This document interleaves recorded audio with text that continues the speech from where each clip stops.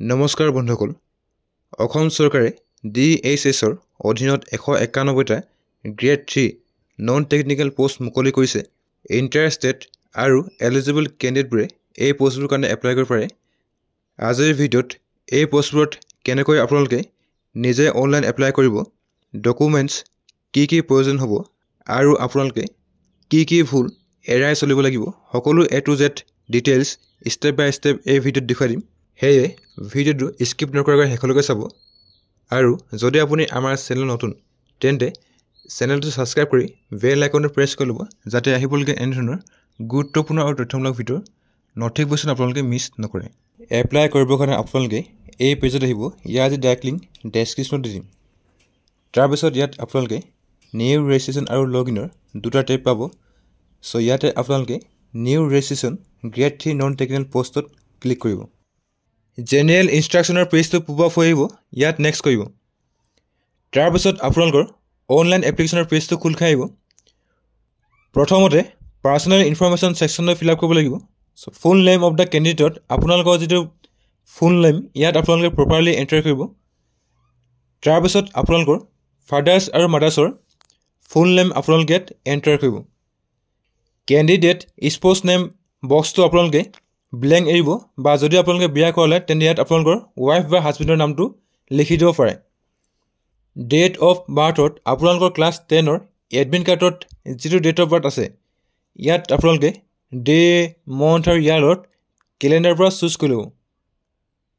তাৰপিছত আপোনালোকৰ gender select কৰিব। তাৰপিছত আপোনালোকে কাৰেণ্ট এড্ৰেছ ছেকশ্যনলৈ ফিল আপ কৰিব লাগিব।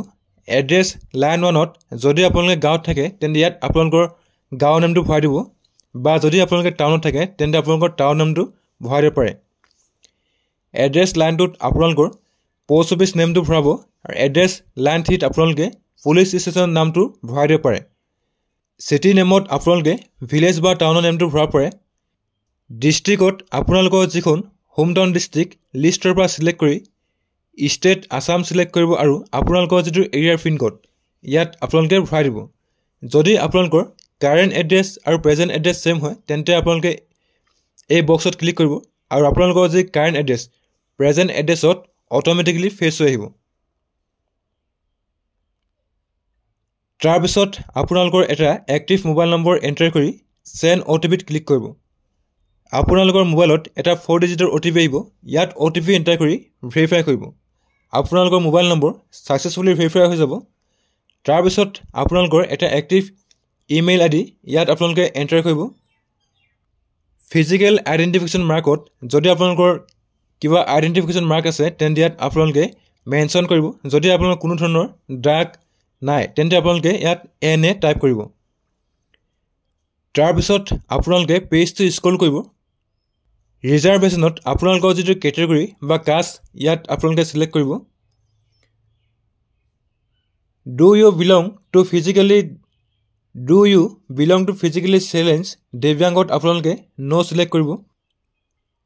Weather candidate is permanent residence of আছামত য়েছ ছিলেক্ট কৰিব, আৰু আপোনালোকৰ যি PRC পাৰ্মানেণ্ট ৰেচিডেঞ্চ চাৰ্টিফিকেট আপোনালোকক পিছত প্ৰয়োজন হ'ব। যদি আপোনালোকৰ PRC বা পাৰ্মানেণ্ট ৰেচিডেঞ্চ চাৰ্টিফিকেট এতিয়ালৈকে আপোনালোকে উলিয়াই লোৱা নাই তেন্তে আপোনালোকে অনলাইন এপ্লাই কৰি উলিয়াই ল'ব লাগিব। তাৰপিছত আপোনালোকে পোষ্ট ছিলেক্ট কৰিব লাগিব। Do you want to apply for non technical পোষ্টত য়েছ ছিলেক্ট কৰিব।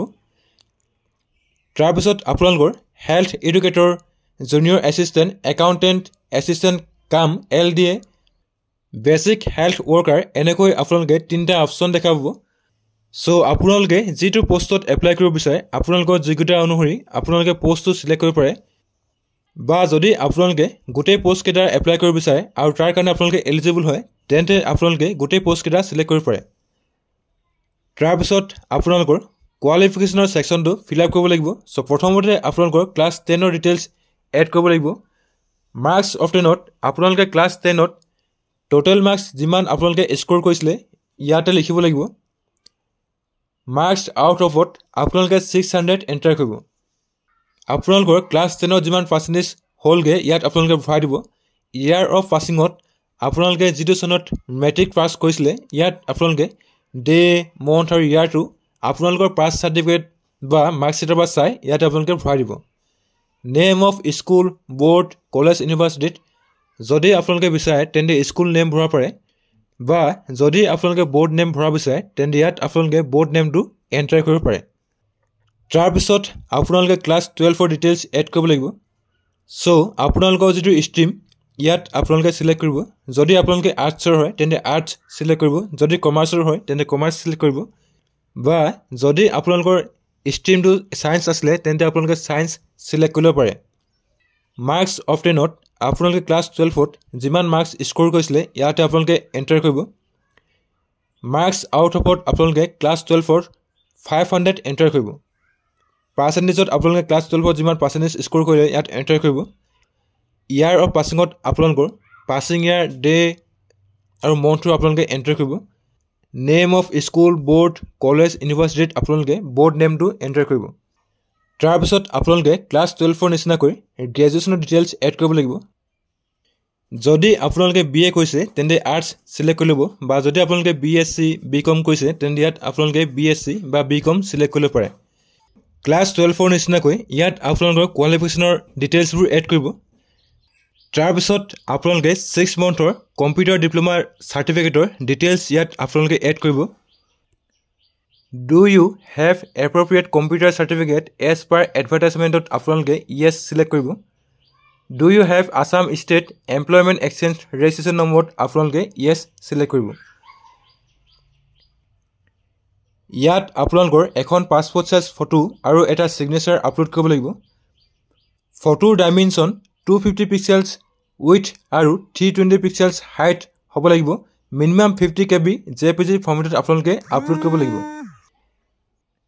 ছিগনেচাৰ ডাইমেনশ্যন 100 পিক্সেলছ হাইট আৰু 180 পিক্সেলছ উইথ হ'ব লাগিব মিনিমাম 30 KB JPG ফৰ্মেটত আপোনালোকে আপলোড কৰিব লাগিব চ' ইয়াত আপোনালোকৰ ফটো আৰু ছিগনেচাৰ আপলোড কৰি আপোনালোকে এটা 8 ডিজিটৰ পাছৱৰ্ড ক্ৰিয়েট কৰিব আৰু আপোনালোকে ডিক্লেৰেশ্যন দি ইম্পৰ্টেণ্ট বক্সত চেক কৰিব আৰু ফাইনেল ছাবমিট বুটনত ক্লিক কৰিব ইয়াত আপোনালোকে অ'কেত ক্লিক কৰিব আৰু আপোনালোকৰ অনলাইন এপ্লিকেশ্যন ছাকচেছফুলি ছাবমিট হৈ যাব আৰু আপোনালোকৰ একনলেজমেণ্ট ৰিচিপ্ট জেনেৰেট হৈ আহিব ইয়াত আপোনালোকৰ এপ্লিকেশ্যন নম্বৰ আপোনাৰ ডিটেইলছ সকলো শ্ব' কৰিব চ' আপোনালোকে এপ্লিকেশ্যন নম্বৰ কপি কৰিব আৰু লগ ইন বটনত ক্লিক কৰিব চ' আপোনালোকৰ পেজটো এনেকৈ খোল খাই আহিব চ' ইয়াত আপোনালোকে লগ ইন বটনত ক্লিক কৰিব